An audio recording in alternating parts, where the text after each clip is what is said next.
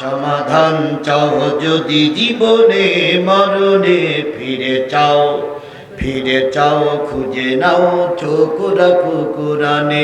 সমাধান চাও যদি জীবনে মরণে ফিরে চাও খুঁজে নাও চোখ রাখো কোরআনে। এ বাণী সকলের নয় শুধু মুমিনের, যারাই চলবে মেনে ফল পাবে কোরআনের। ঘরে বলো কিংবা রাষ্ট্রে বলো, অশান্তি দূর করে শান্তি আনে। সমাধান চাও যদি জীবনে মরণে ফিরে যাও খুঁজে নাও চোখ রাখো কোরআনে। وقال الذين كفروا لا تسمعوا لهذا القرآن, কাফেররা বলে এই কোরআন যেন তোমরা শুনো না। যেতে চান না জাহান্নামে যেতে চান?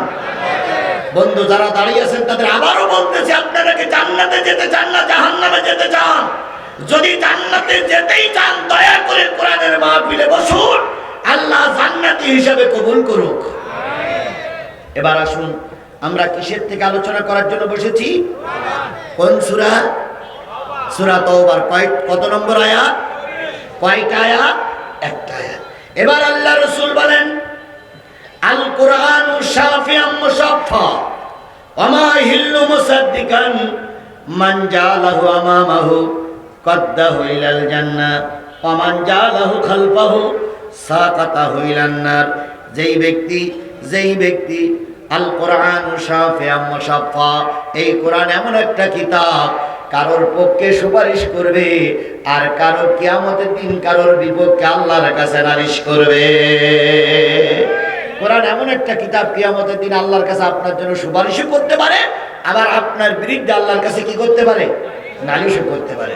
কাদের পক্ষে সুপারিশ করবে? যারা কোরআনের মাহফিলে বসবে, কোরআন যারা শুনবে, কোরআন দিয়ে যারা জীবন পরিচালিত করবে, কোরআনকে যারা ইমাম বানাবে, কোরআনকে যারা সামনে রাখবে, কিয়ামতের দিনে কোরআন তাদেরকে টেনে টেনে জান্নাতে নিয়ে যাবে। আমরা কি কোরআনকে সামনে রাখতে চাই না পিছনে রাখতে চাই? শিবগঞ্জের মুসলমানরা একটু খেয়াল করুন, দোকানের মুসলমানরা একটু খেয়াল করুন, কোরআন সামনে রাখবেন না পিছনে রাখবেন? তাহলে আপনার সামনে কি? মজলিসের উপরে যারা বসে আছেন, মঞ্চে যারা বসে আছেন, তাদের সামনেও কি? তাহলে আমরা যদি কোরআনকে সামনে রাখি, কোরআনের আলোচনায় শেষ পর্যন্ত থাকি, কোরআন আমাদের টেনে কোথায় নিয়ে যাবে? আমান জালাহু খালফাহু, আর এই কোরআনকে যারা পিছনে রাখবে, কিয়ামতের দিন যখন সে চলতে থাকবে, কোরআন তাকে ধাক্কা দিয়ে খোদার জাহান্নামে নিক্ষেপ করবে। তাহলে আপনারা কোরআনকে কোথায় রাখবেন? সবাই মিলে খেয়াল করেন, কোথায় রাখবেন? তাহলে সামনে যদি রাখেন, এখন আমরা এখানে বসে আছি, যদি কেউ মঞ্চের থেকে উঠে চলে যায়, তার পিছনে পড়বে কি? এবার ওই প্রথম গেট দিয়ে যারা বাহির হবে, তাদের পিছনে পড়বে কি? তাহলে কোরআন যদি কেউ পিছনে রাখে, ধাক্কা দিয়ে জাহান্নামে নিক্ষেপ করবে। বলুন তো, কোরআনের কথা সত্য না মিথ্যা? আজিজুল ইসলামের কথা, আমির হামজার কথা মিথ্যা হলেও হতে, কিন্তু কোরআনের হাদিসের কথা তো মিথ্যা হয় না। সেই কোরআন বলতেছে, যারা আমাকে পিছনে রেখে চলে যাবা, কিয়ামতের দিন আমি ধাক্কা দিয়ে জাহান্নামে নিক্ষেপ করব। সুতরাং আজকের এই বিশাল জনতার কাছে আমার দাবি, যতক্ষণ কথা শেষ না হবে ততক্ষণ এই ময়দান ছেড়ে কোরআনকে পিছনে রেখে যাওয়া যাবে না। আপনারা কি আমার কথার সঙ্গে একমত? কারা কারা একমত? দুই হাত উঁচু করে দেখান। যারা থাকবেন তারাই হাত উঁচু করবেন, যারা থাকবেন না হাত উঁচু করার দরকার নেই। যারা থাকবেন তারাই হাত উঁচু করবেন, যারা থাকবেন না তাদের হাত উঁচু করার দরকার নাই। আমি কিছুক্ষণ পরে মূল আলোচনায় যাব, আর আপনি ফুটপাত করে উঠবেন তা হবে না। 12টা পর্যন্ত থাকাই লাগবে, 12টা পর্যন্ত থাকাই লাগবে। সবাই রাজি আছে তো? এবার সবাই হাত উঁচু করে বলেন, নারায়ে তাকবীর, লিল্লাহি তাকবীর। হাত নামান। আচ্ছা, আপনার পাশে কোন লোকটা হাত উঁচু করেনি, সেই লোকটা উঁচু করে দেখাইলে, হুজুর এই লোকটা হাত উঁচু করেনি, সেই লোকটা ধরেন তো উঁচু করে। তাহলে সবাই হাত উঁচু করেছে না? কিসের জন্য? আমরা কি শুনবো আর আমি কি বলবো? আপনি ওয়াদা করেছেন, আমি ওয়াদা করেছি, আমার চেয়ারম্যান ওয়াদা করেছে। যদি ওয়াদা খেলাপ কেউ করি কি হব? মুনাফিক হয়ে বাড়ি যেতে রাজি? বাড়ি যেতে রাজি না। আমি আপনাদের কাছে টাইম বেঁধে দিচ্ছি, 12টা পর্যন্ত কথা বলবো ইনশাআল্লাহ।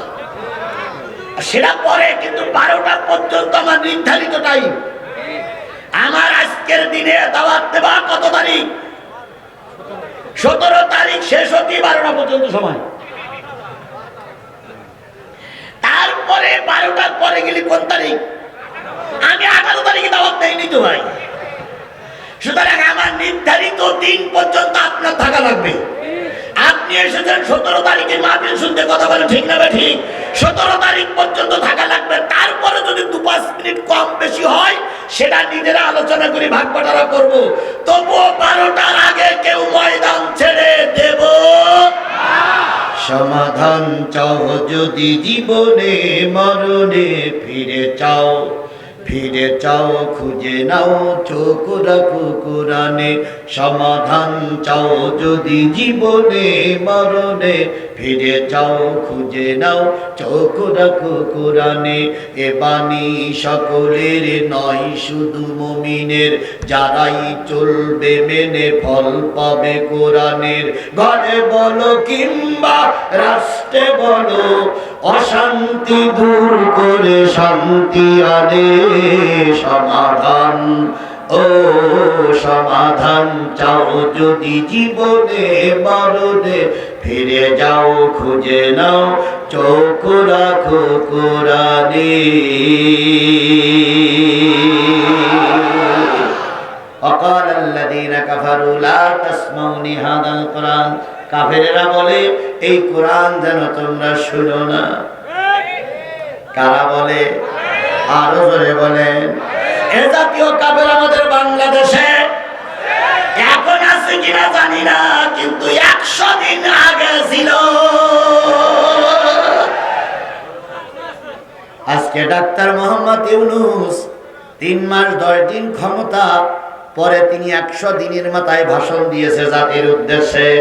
100 দিন আগে এমনও কাফের মুশরিক ছিল, আল্লাহর কোরআনের আলোচনা করতে দিত না।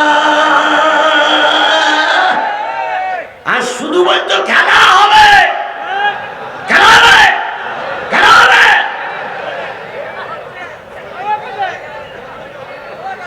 আমরাও তো খেলা করার জন্য প্রস্তুত ছিলাম, কথা বলে ঠিক না ঠিক? অথচ ওরা আমাদের খেলা করতে দেয়নি। আমরা খেলা করতে তৈরি ছিলাম না। শেখ হাসিনা পালাই যাক, এটা আমরা চাইনি। আমরা চাইছিলাম সুষ্ঠু একটা নির্বাচন হোক, গণতান্ত্রিক পদ্ধতিতে নির্বাচন হয়ে জনগণ যারে পাস করাবে সেই ক্ষমতায় যাক। আমরা চাইছিলাম আপনি দেখে দেশে থাকুন, সুষ্ঠু নির্বাচন হোক। আল্লাহ বলল তোমরা চাইলে সুষ্ঠু নির্বাচন, ওই নির্বাচনের পথ বন্ধ করার জন্য বিএনপির নামে মামলা দিয়েছে, ওই নির্বাচন বন্ধ করার জন্য জামাত ইসলামের নামে মামলা দিয়েছে, ওই নির্বাচন বন্ধ করার জন্য আল্লামা সাঈদীর জানাজা পড়তে দেয় নাই, ওই নির্বাচন বন্ধ করার জন্য সাঈদীর জানাজা বন্ধ করেছিল। আর আমি আল্লাহ বাসাই লাথি মেরে ভারতে দাঁড়িয়ে দিয়েছি।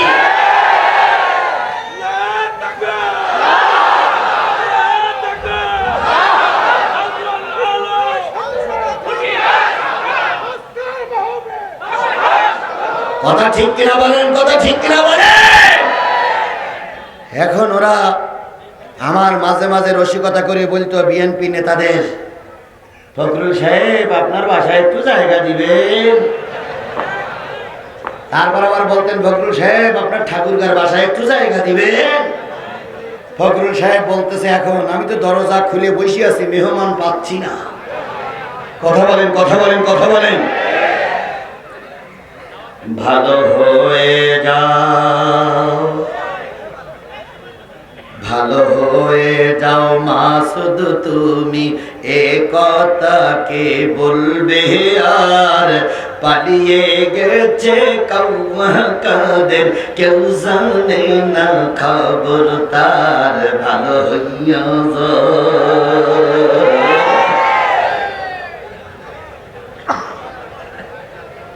ঠিক আছে, ঠিক আছে, ঠিক আছে। ফকরুল সাহেব আপনার বাসায় কাউয়া কাদের গেছেননি, ঠাকুর গায়ের বাসায় আপনি থাকতে তাহলে দেশেননি। কে কে কে? ফকরুল সাহেব আপনার বাসায় কাউয়া কাদের গেছেননি, ঠাকুর গায়ের বাসায় আপনি থাকতে তাহলে দেশেননি।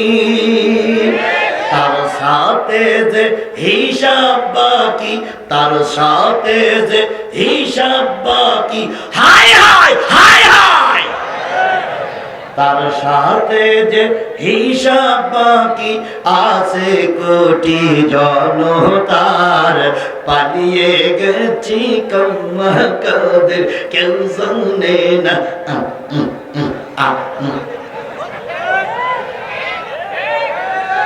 কথা বলেন, কথা বলেন, কথা বলেন।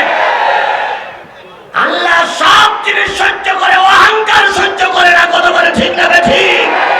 এরা বারবার বলছে 41 সাল, তারপর মাঝে মাঝে বলছে 71 সাল। আপনারা এখন পালিয়ে গেলেন কেন? আসুন, কেন হবে, কেন হবে, কেন হবে?